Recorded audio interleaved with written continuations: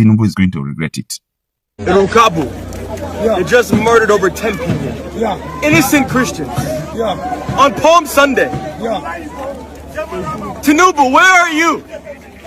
As your people are slaughtered in the night. As you sit in Aso Rock and you do absolutely nothing. You allow your people to be killed again and again and again and again. When will it stop? When will you hear the cries of Nigerians, of Christians? You can no longer deny genocide. They're being slaughtered. And you say there's no issue. You will regret what you are doing. Yeah, that was Alex Barbier, the American humanitarian who have actually been helping building up homes, especially in Yerwata, where these terrorists burn down homes and so many things. And see, I am not saying this because yesterday was a Black Sunday in Nigeria, especially in Jos. And when those things were happening, I pick up a direct statement from American Alex Barbier. He said, Tinubu, you must regret what you are doing. And a lot of people did not understand that statement. Before we go into this video, I want you to understand the heavy statements from Sheikh Ahmed Gumi. And what he said is just about the federal government's ideology. So stay with me to the end of this video so that you will understand what is actually going on. They are going nowhere.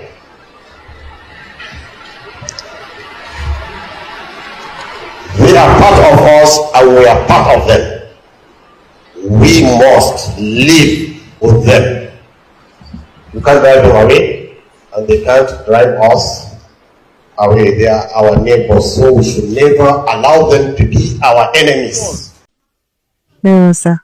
Well, a lot of people have seen you in clips and pictures with this terrorist where you know where they are. We've communicated with them. You've even as far as negotiating with them, So a lot of people believe that since you have, this the knowledge about all this, is it that the government does not have the power or the equipment to know where these terrorists are to tackle insecurity? The government knows every terrorist by name and by location. So many people have asked that questions. Why do we need to rehabilitate criminals? They all should be killed. Because they kill people. Well, that may make sense. But even in the Bible, we heard about the prodigal son.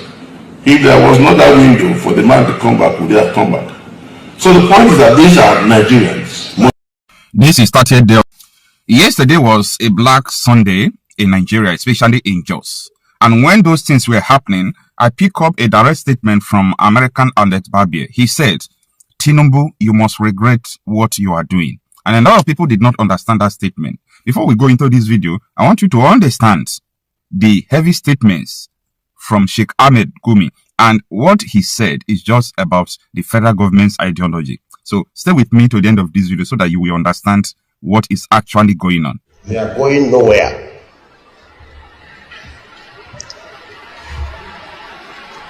They are part of us and we are part of them. We must live with them. You can't drive them away and they can't drive us away. They are our neighbors, so we should never allow them to be our enemies. No, sir. Well, a lot of people have seen you in clips and pictures with this terrorist where you know where they are. We've communicated with them. You've even as far as negotiating with them, So a lot of people believe that since you have, this the knowledge about all this, is it that the government does not have the power or the equipment to know where these terrorists are to tackle insecurity? The government knows every terrorist by name and by location. So many people have asked that questions. Why do we need to rehabilitate criminals? They all should be killed. Because they kill people. Well, that may make sense. But even in the Bible, we heard about the prodigal son. If there was not that window for the man to come back, would they have come back? So the point is that these are Nigerians. This is 30th day of March 2026. Good morning, everyone. Yesterday was supposed to be a holy day for the Christians, the Palm Sunday, that they used to celebrate the triumphant entry of Jesus into Jerusalem, waving palms, and it's a significant day in the lives of Christians, especially the Catholic Church, and I think also Anglican churches and the rest of them. So that yesterday, I knew that an attack was about to happen in Jos. I was convinced by Dr. Ezekiel Dachomo. Dr. Ezekiel Dachomo said that they arrived before the fasting began, that they set up the plan to attack before the fasting started, and they were waiting for the fasting to finish. Immediately the fasting finished, then they will launch attack in Jos. So this is not about, oh, these people just came, they attacked. I used to say that these people's movement is not hidden. If you want to gather intel about this terror network, it's very easy to gather. You know why? These people are operating in a safe haven. They do not care about who knows whether they are coming to attack or not. And yesterday they struck. They struck. I got the news very late in the evening, around that 9 to 10 o'clock, thereabout, because they struck around 8 o'clock. It was so brutal. And as of the time, this morning, as of the time I was speaking with you, I've been able to confirm that 14 persons were murdered in cold blood. No one to help them. Yesterday, Alex Barbier, the American humanitarian who have been on ground in Plateau State and the rest places, made a statement. He said, Tinubu, you are going to regret this. Tinubu, you are going to regret this. They do not force anyone to come to an elective position just to allow people to die or to join the forces that are killing people. Because this is not just about allowing the terrorists to operate. This is all about aiding the terrorists to operate against your own people. But the question is, for how long will this thing take before the people can do something about it? Or how long will this thing take before the rest of Nigeria will rise against it? And anytime I'm putting for this question, I remember that 40% of Nigerian population are in support of this terrorism going on in Nigeria. And it is a core agenda. Just imagine, these people were praying, they were fasting, they were doing Ramadan. I mean, these terrorists. So, this is religious motivated ideology. And the same statement, Allahu Akbar. If they come to murder people, to kill Christians on most of the holy days of the church, they will be shouting, Allahu Akbar, Allahu Akbar. Dr. Ezekiel Dachomo did not tell people this thing in private alone. He made the statement in public. Take a listen. They say if they finish their fasting, they will come for us. Already they have brought machineries from Sokoto. They are doing their fasting here. From Zamfara, the insurgents that are receiving heat, they have arrived Plateau. I'm just trying to make you understand that this attack was planned. Like, it is not something that they will just wake up and they will just go and attack.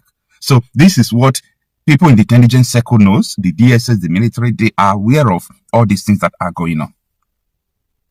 It is a pity. However, Nigerian army have proven that these people are their sons.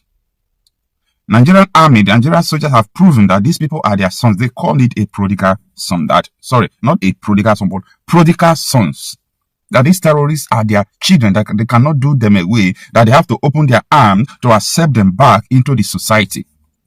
And Sheikh Ahmed Gumi will tell you that the Nigerian government knows their location, knows their name and everything.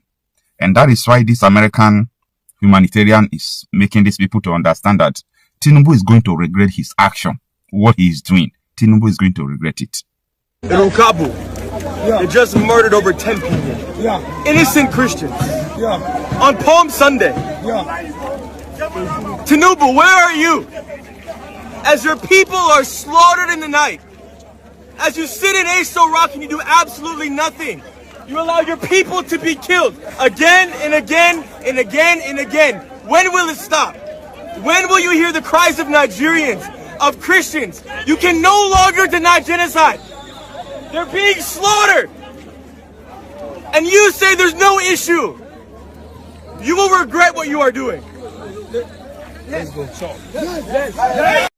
Yeah, that was Alex Barbier, the American humanitarian who have actually been helping building up homes, especially in Yerwata, where these terrorists burn down homes and so many things. And see, I am not saying this because of the issue of America. You see, most of these Americans who are coming to Nigeria have been doing amazing things. Even Mike Arnold, I see so many schools that they set up. They employ teachers. They are the one paying teachers and so on and so forth, providing books. Like, these people are really doing amazing things and they deserve all the whole support. They deserve all the whole support.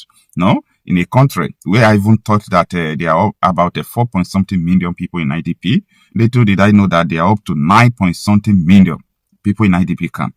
And people are still campaigning for 2027. Why your people are in IDP camp? Where is your humanity? Where is your humanity? Like, that human in you, where is it? Where is it? You said you are a Christian, you are this, you are that. Where is your humanity? Your people are being massacred.